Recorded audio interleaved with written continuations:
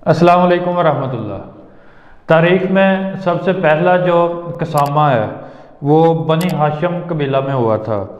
कसामा कहते हैं किसी जगह पे अगर कोई कत्ल हो जाए तो उसका किसी पे इल्ज़ाम लग जाए कि फ़लाँ बंदे ने इसका कत्ल किया है और वो उससे उसको एक्सेप्ट ना करे, उस इल्ज़ाम को, वो कहे कि मैंने नहीं कत्ल किया, तो फिर उनको कसम उठानी पड़ती है। उसके जो कबीले के लोग हैं, उसके ख़ानदान के लोग हैं, उनमें से 50 अफराद को मिल के कसम उठानी पड़ती है कि ये वाकई इसने कत्ल नहीं किया, तो इसको कसामा कहते हैं। तो ये रवायत अब्दुल्ला बिन अब्बास रज़ी अल्लाह तआला अन्हु ने बयान की है। वो कहते हैं कि उनके कबीला बनी हाशिम में सबसे पहले कसामा हुआ था, और बनी हाशिम वो कबीला जिसमें से हमारे नबी अलैहिस्सलाम हज़रत मोहम्मद सल्लल्लाहु अलैहि वसल्लम, उनका तलक़ भी उसी कबीला से है।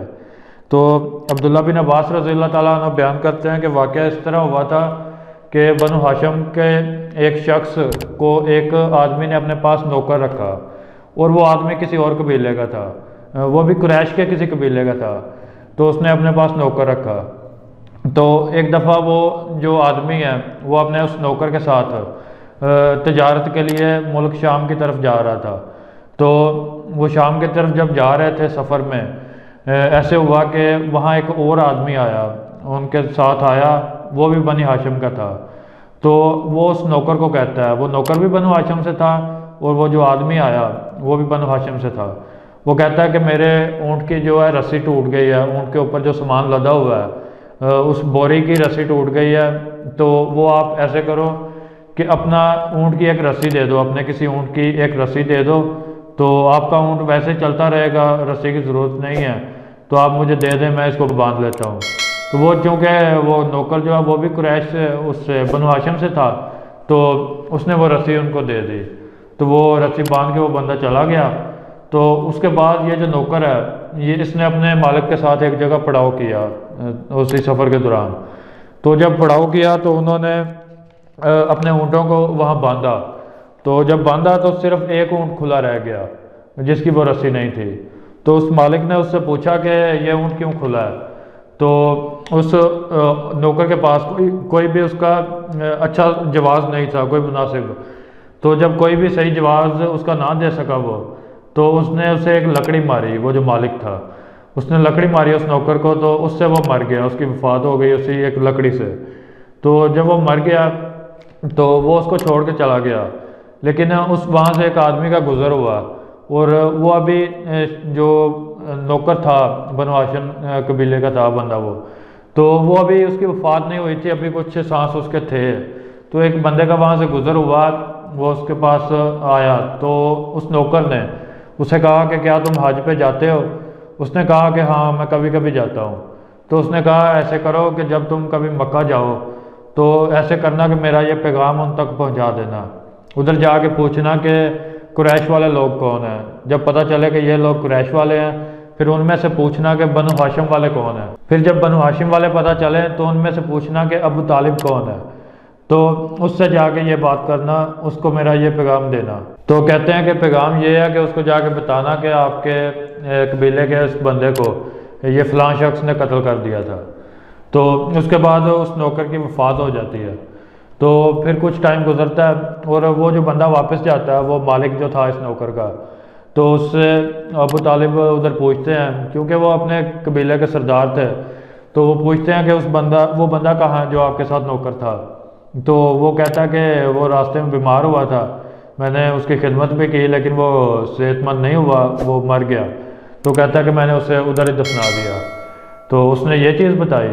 तो उसके बाद ऐसे हुआ कि वो शख्स जो है हज के दिनों में वो आया, जिसको बताया था, उसने पैगाम दिया था। तो वो जब मक्का आया तो उसने फिर लोगों से कहा कि इधर कुरैश वाले लोग किधर हैं।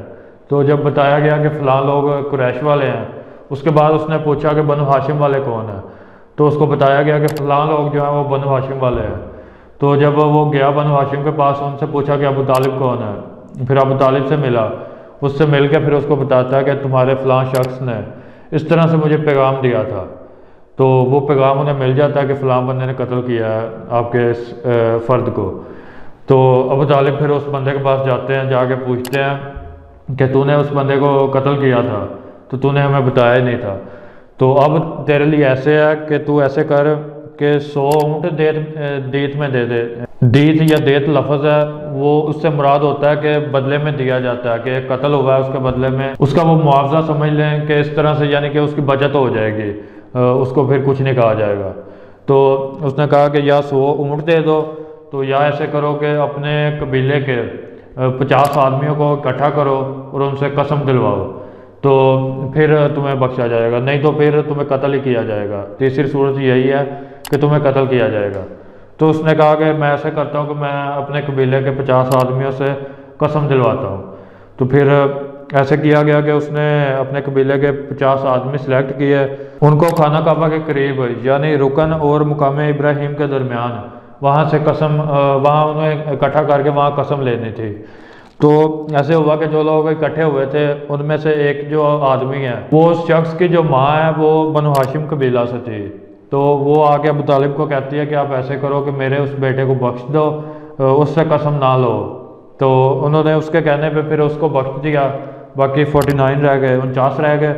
तो उन्होंने कसम लेनी थी और उनमें से एक और शख्स आया, वो आगे कहता है कि आप मुझे भी बख्श दो, मैं आपको 2 ऊँट दे देता हूँ, क्योंकि वो कहता है कि टोटल 100 ऊँट देने थे, यानी कि 50 आदमियों के ऊपर एक एक ऊँट आता है और 2-2 ऊँट आते हैं एक एक आदमी के ऊपर। तो कहता है कि आप मुझसे 2 ऊँट ले लें। तो उससे वो 2 ऊँट ले लिए, उसको भी माफ़ कर दिया, यानी 2 बंदे माफ़ कर दिए। उसमें से फिर 48 रह गए। तो वो जो 48 है उन्होंने कसम खा ली वहाँ जाके। तो अब्दुल्ला बिन अब्बास रज़ी अल्लाह तआला अन्हु बयान करते हैं कि उस ज़ात की कसम है जिसके हाथ में मेरी जान है, इस वाक़या को पूरा साल भी नहीं गुजरा था कि उन 48 आदमियों में से एक भी ऐसा नहीं था कि जो आँख हिलाता हो, यानी कि वो ज़िंदा रहा हो, वो सारे मर गए थे। कि ये अब्दुल्ला बिन अब्बास रज़ी अल्लाह तआला अन्हु बयान करते हैं कि वो उनके झूठी कसम खाने की वजह से था। तो ये था वाक़या उन लोगों का कि जिन्होंने खाना काबा के करीब झूठी कसम खाई थी और उनका जो अंजाम हुआ था उसके ऊपर ये वाक़या था। तो ये था आज की वीडियो में एक वाक़या मैंने बयान किया, और इस तरह के काफ़ी सारे वाक़यात मैंने पहले वीडियोस में बयान किए हुए हैं, आप चैनल पे वीडियोस देख सकते हैं। और अब इंशाल्लाह नेक्स्ट वीडियो के साथ मिलेंगे। अस्सलाम वालेकुम वरहमतुल्लाह।